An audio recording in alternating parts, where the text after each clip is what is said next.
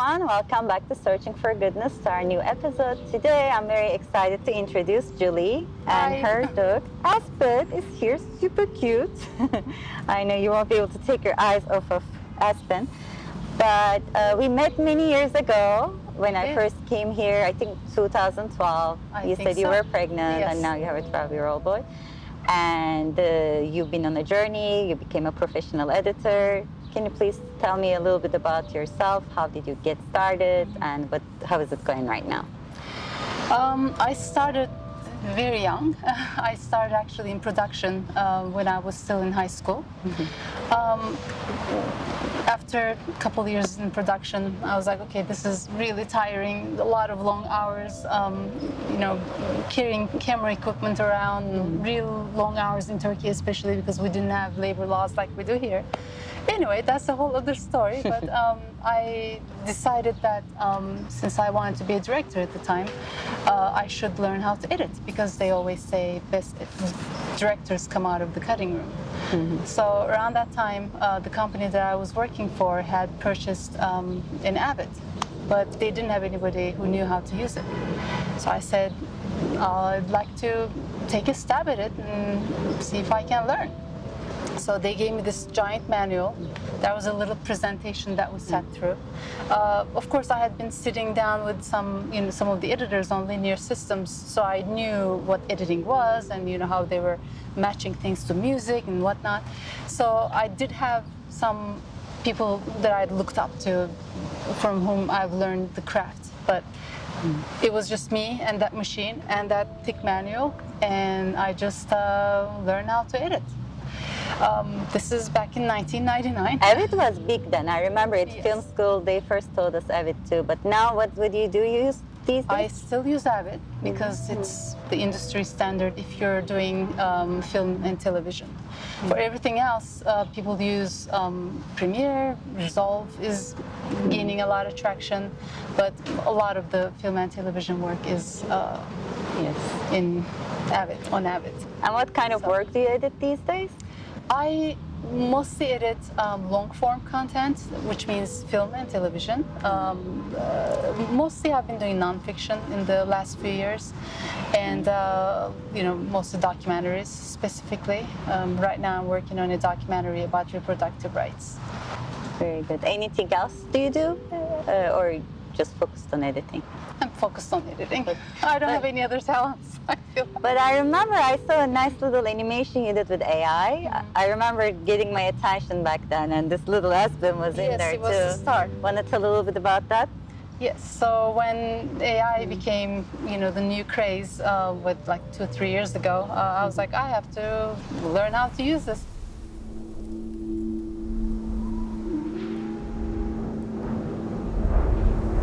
In the harsh, unforgiving world of the Arctic, a prophecy whispers of a special faith for a newborn pup.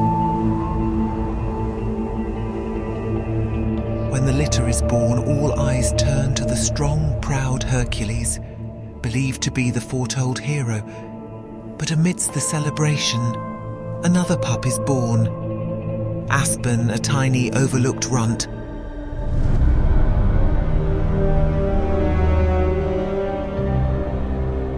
Overshadowed and bullied by Hercules, Aspen struggles to find his identity.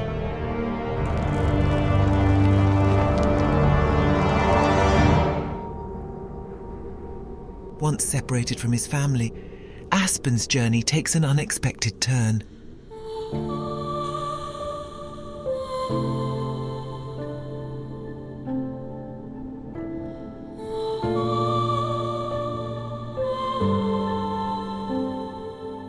Rescued by a kind researcher and flown to the warm Southern California, Aspen encounters a whole new world and finds a best friend in Alex.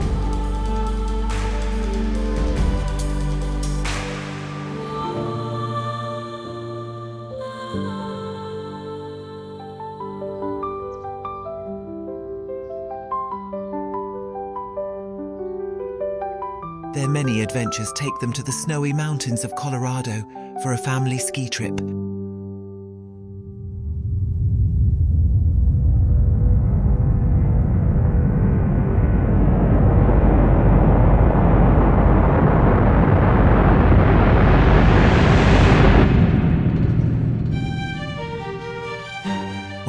goes missing after an avalanche. Aspen springs into action to find his best friend.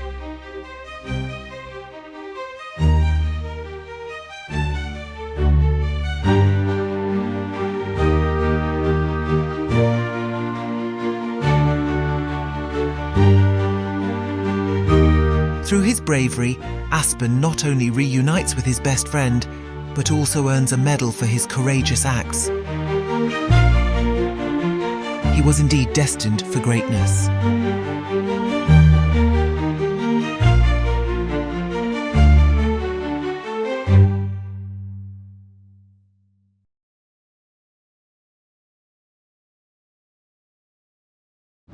So I started playing with it and did a tiny little movie called The Runt, and Aspen was the inspiration for it, and he was in it in AI form.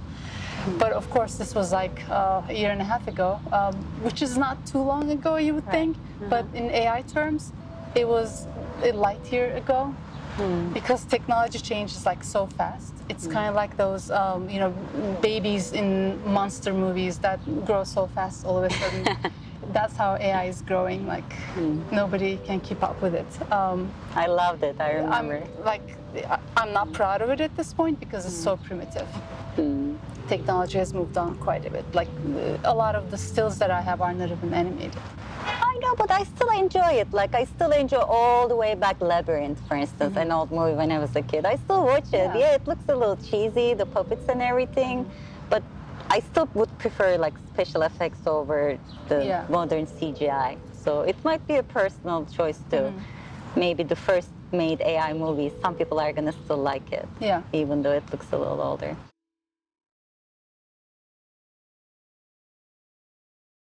Okay, so our project is called Searching for Goodness. So I would like to ask you, what do you think goodness is? And how can we spread goodness through our actions, our deeds, our words, and our art? Well, it's a really hard question actually, because it's so hard to describe goodness, what goodness is, without thinking of the opposite. I feel like, it's something that we all take for granted because goodness only shines in the darkness, I feel like. I don't know, I might be a pessimist to say that, but this is goodness. This is definitely. Animals are goodness. They're so pure. Well, goodness is really hard to describe, I think. One way to describe goodness is animals, especially dogs, because they're pure goodness. I feel like for humans, goodness is something that we all take for granted, and something that shines, unfortunately, in the presence of darkness. That's when we notice goodness. That's when we get emotional about goodness, because we know what the opposite is. Otherwise, when it's all around us, it's something that we always take for granted and don't appreciate, I feel like. And I feel like it's important to spread goodness through art as well. Me personally, I always like to edit projects that are spreading some light, some goodness in the world. One project that's really, really dear to my heart is a TV show that not a lot of people know about, but in my opinion, it's one of the best shows out there. It's called The Wizard of Oz. It's about this man who's making prosthetic legs or wheels for animals who cannot walk. And at the end of each episode, we see the animal run or walk for the first time, which is, it fills your heart with goodness. And one of the episodes that I had done with them was the main person, their companion, who was the wizard. He made legs for elephants in Thailand. Wow. That was really, really moving. But again, when you think about something like that, you're like, oh, here's this man doing this goodness, all these people caring for the elephants in a sanctuary, and it fills your heart with joy. But when you think about it, the reason why we're even there is because people had previously tortured these elephants. So I was just going to ask, what happened to the elephants that they need that? What didn't happen? A lot of it was human-caused trauma. Right. So that's kind of what I'm trying to say about, like, yes, we appreciate goodness, we want goodness, but when we actually get moved about goodness is not when we take it for granted, but when it shines in the darkness, that trauma that the elephant had to suffer through, but then it ends with the goodness of some other humans doing the good deed. So it's a really tough, it's very philosophical thing to explore, actually. Yes. I don't know if my answer makes sense. No, very good point. It's almost like this, on one hand, there's like non-stop destruction, but on the other hand, there's non-stop construction. Some people keep consuming and destroying, and some people keep creating and reproducing, recreating. That's the way to go. Like, we lost a lot of things and during the fires, people, homes, and now everything has to rebuild for the nature that's been And then harmed. when the fires happened and the city came together, everybody was helping one another. That was beautiful. See, that's the act of goodness. But again, the way we appreciate it, because it came after trauma. Right. But I just wish we could all exist in a world where we didn't take it for granted, that we would enjoy little goodnesses on a daily basis. Yeah, that's a very good point. Like, even adopting an animal and taking care of an animal all their lives is goodness, especially if you're taking it from a shelter and taking care of it. You have a cat and a dog. Cat and a dog. So you're literally letting them live a great life. I hope so. We're doing okay. I think they're okay. And I did a little volunteer thing for homeless people, and similar to what you're saying, like, because of society, these people are homeless, but at the least we can do until we can change the society to help these people. Yeah. Yes, thank you. So let's keep spreading goodness against the darkness.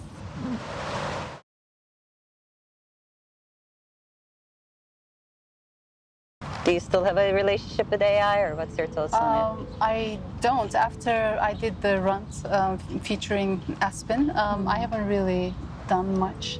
I try to keep on top of, what's the latest, but it does require some time to play with every tool that's out there. So I haven't really had a chance because I didn't have much time to play with them, really.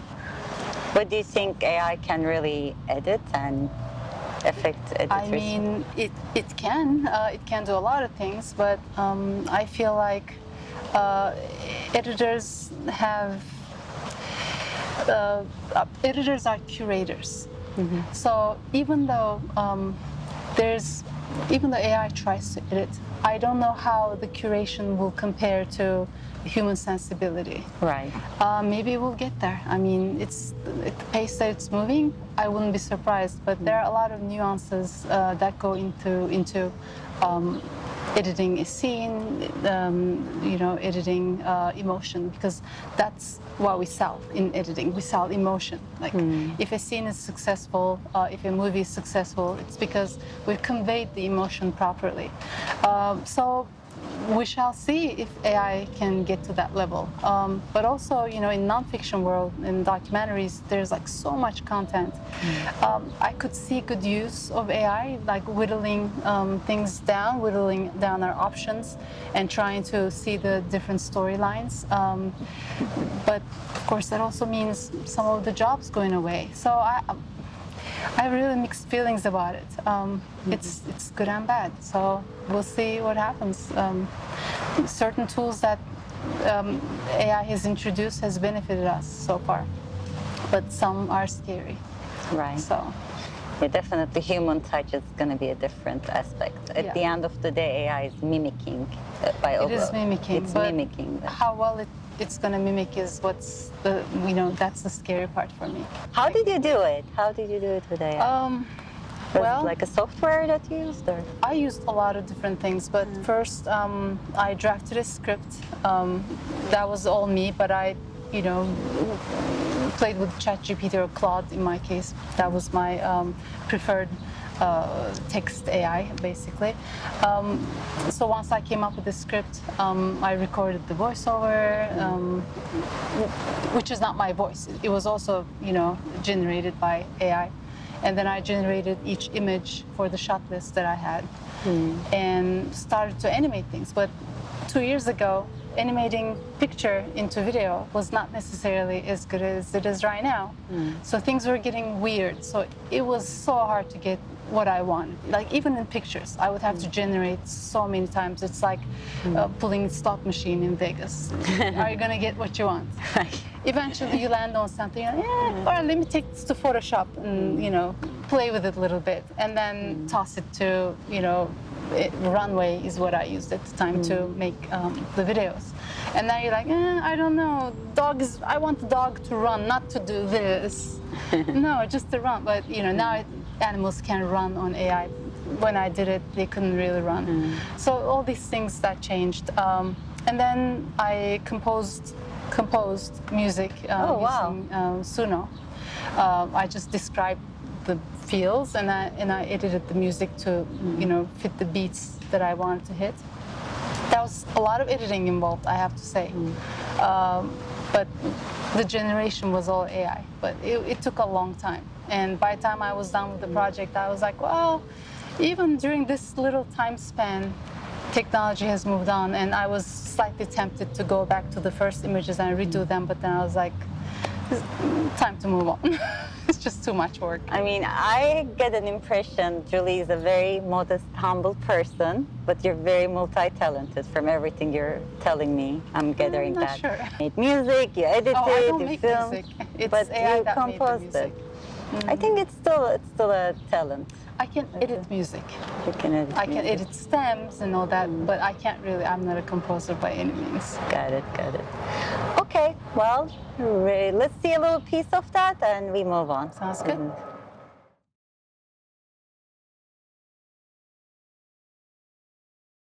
Okay, now I want to talk to you about one of my favorite books, which got me started in this series. It's called Oneness. And we put the book over there if you can pick it up. And let's see, what chapter did we pick for you over there? We have I believe this is the one you picked. A man is known by his deeds, not by his religion. Would you like to read the audience our little paragraph there? Inner life is the basis for outer activity. A person's actions are the mirror of his inner self. For this reason, when a man achieves an understanding of the spiritual aspects of human life, he spontaneously acts in a manner that encourages and supports a similar development of his knowledge in others. We need to look no deeper than a man's outer activity to see the degree of his inner spiritual achievement. Deep. You're right. And I'm going to quickly read these from different religions, how they said. In Sikhism, it said, God will not ask a man of what race he is, he will ask what he has done. God will render to every man according to his deeds. Christianity. Islam, a man asked Muhammad how to tell when one is truly faithful, and he replied, if you derive pleasure from the good which you do and are grieved by the evil which you commit, then you are a true believer. Judaism, but I say unto you, deeds of love are worth as much as all the commandments of the law. And Buddhism, no Brahmin is a Brahmin by birth, no outcast is an outcast by birth, no, an outcast is an outcast by his deeds, a Brahmin is a Brahmin by his needs.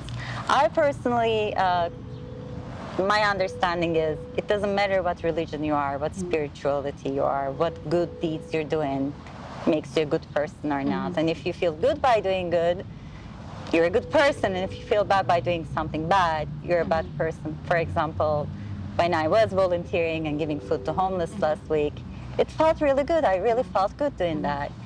But let's say, God forbid, I kill an animal by mistake, even if it's a little bug, that would really like bother me. You know, I would like stop my car even if I see a little squirrel or a raccoon on the way. Like, I really care about all lives, or a plant, which we forgot to water a plant today. I gotta do that. So what's your thoughts on that? You said you're not very religious too? I'm not a religious person, but I hope that I'm a good person, despite not being religious, like this book says. I feel like religions were sent or, you know, introduced, let's say, to humans because they want to introduce goodness. You know, it was different times, and they wanted to show people what goodness could be, so they could rally behind something.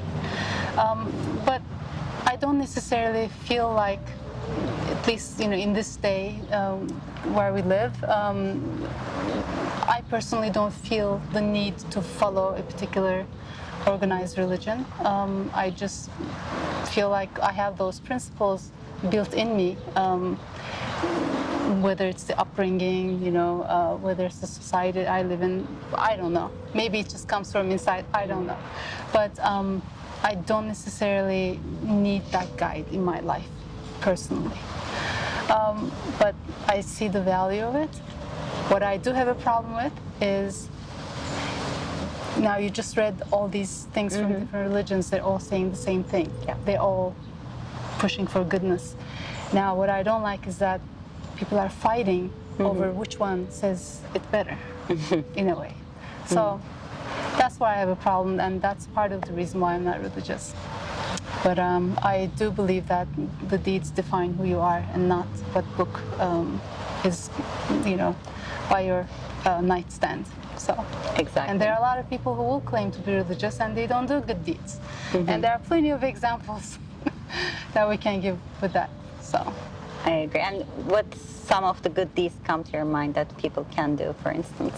taking care of animals, Yes. keeping the planet nice for next generations, watering the plant.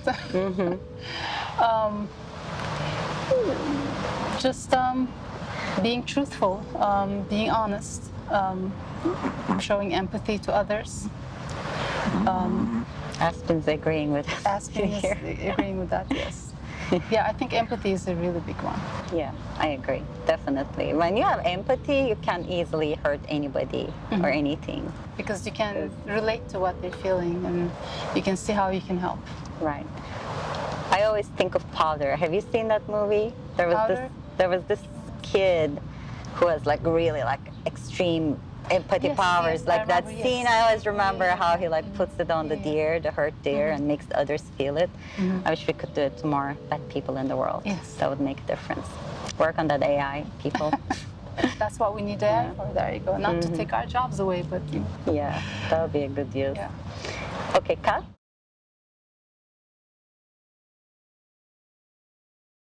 Okay, I'm gonna roll back to AI one more time because Okay. I see I had a question about that. So in general, what's your thoughts with the pros and cons of AI? For my industry or for everything? Both. You can start from your industry and look at it from a more larger perspective. Well, let's talk about the larger perspective because that's what's really worrying me.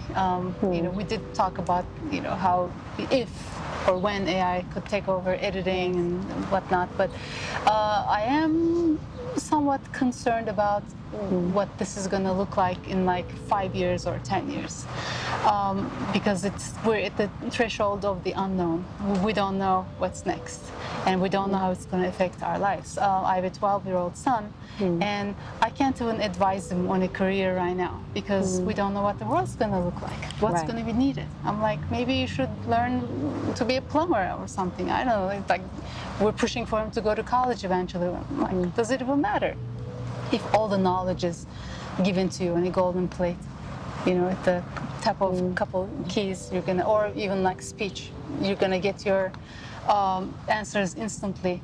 You don't even have to learn the language. Put that thing in your ear. I'll talk to you in, Turkish. You can hear it in Russian and speak to me in Russian, and I can. I know. Yeah. Does it even matter anymore? Does knowledge matter? So I'm wondering what the world's going to look like in general with AI. Like, for instance, we all take pride in what we contribute to society, like our jobs. But if we don't necessarily have our jobs, like, what are we? I'm a wife, a mom, a dog mom, but, being an editor is part of me as well. But if that goes away, like, what am I? I feel like a lot of people are going to face an identity crisis with that. Not just in creative industries, it's going to trickle down to a lot of different industries. Even law, perhaps. We don't know.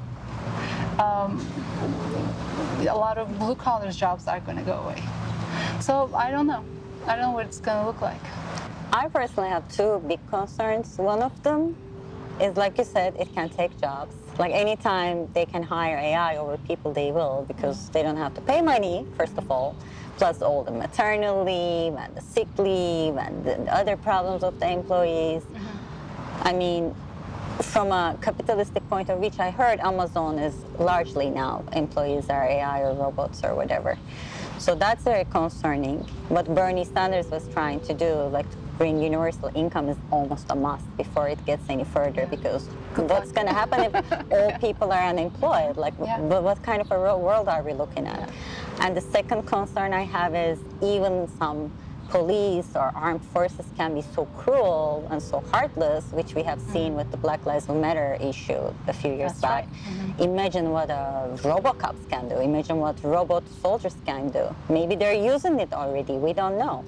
We don't know if they're still already using it in military. So that's also very scary, because at the end of the day, as we talk, people are maybe religious beliefs, like don't harm another, or you go to hell, or some sort of consciousness not to hurt another being, because by hurting another being you feel guilty or hurt. So moral compass. Yes, that's really concerning to me, and maybe that's one of the reasons subconsciously I'm doing the searching for goodness, because I'm hoping if things get to that, maybe AI can also see the show and learn what goodness is. You know, maybe a part of me, just like they sent to aliens that spaceship and the golden record, like telling what humanity is. In a way, I'm trying to spread this consciousness of unity and goodness, because if it's used by the wrong hands in the wrong way, we're going towards a really scary world. Yeah, I watched a lot of sci-fi films to know that all these things always land on the hands that it shouldn't. Maybe that's the pessimist in me, I don't know. But like the Umbrella Corporation. Oh, Black Mirror, you know, Umbrella as well, exactly. So, So yeah, we gotta better make friends with AI and try our best it doesn't go to the wrong hands. And we gotta be monitoring the AI, not the other way around. Yes, that's where laws come in. And good luck with that as well. And I feel like all these smartphones we've been using all these years, I feel like they've been monitoring us like spies on our phones. Alexa is listening all the time. Definitely. Whether you use it or not, Siri, Alexa, I think they've been observing us like little flies on the wall. Sure. Yeah. There's no other way they could do this much. You That's talk the about only something, you get an ad for it. Yes. So, And that's our thoughts on AI. Let us know what your thoughts are. If you have any comments, write in the comment section.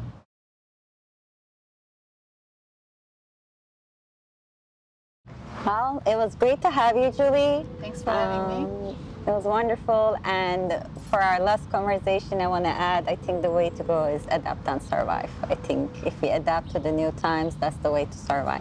I think so. Any of your last thoughts? And also, how can people reach out if they like your work and would like to work with you?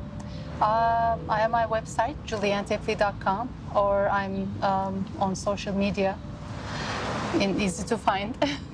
How do they find you on social media? Julie Antepli. Julie Antepli. Yeah, and they have also links. I have links on my website as well. Right. So. I took a look at your website and I've seen you met the editor of Back to the Future. I did many years ago, yes. It was one of my idols, for sure. And any other thoughts you want to add of our whole conversation? I can't think of anything. I think we covered it all. Covered it all. What's your plans ahead? What are your goals and plans? I'm hoping to keep working, but we'll see. Hopefully our industry will still be sound and safe and here. And I hope Gen X can safely retire doing what we love to do, because it's a big concern right now for a lot of us. Right. Do you have any upcoming projects you're excited about, yours, or any passion projects or anything? The current project that I'm working on, the reproductive rights documentary, is kind of a passion project as well as, you know, a real project that I'm working on. But very soon I will be starting on a History Channel show. But I can't talk about it yet because it's not out yet. So. Right. The NDA, right? Yeah. Okay, well, it was very pleasure to talk to you. We talked about a lot of things, about goodness, AI, oneness, and editing and industry. We talked a lot about different things. One last question. We ask one this random question. If you have anything to say, do you have any thoughts about birds? Birds? What do you think of birds? I'm a bird lady. That's how my husband defines me, as a bird lady, because I grew up having birds and I love birds. I used to have birds as well, which I no longer do because they're not easy to take care of. But birds are amazing. I had parakeets. One of them, his name was Bessy. He was actually a speaking bird. He learned how to speak Turkish language. Wow. And he was making sentences and all. It was mind-blowing. He was so smart. I do have a special connection to birds. All animals I see, dog, cat, birds. Yes. I think that's a sign of a good person too. I mean, good people care about other beings, animals, and take care of them too. I have to say, animals are, nicer than people most times. So they're easier to love. That's also true. Unconditionally.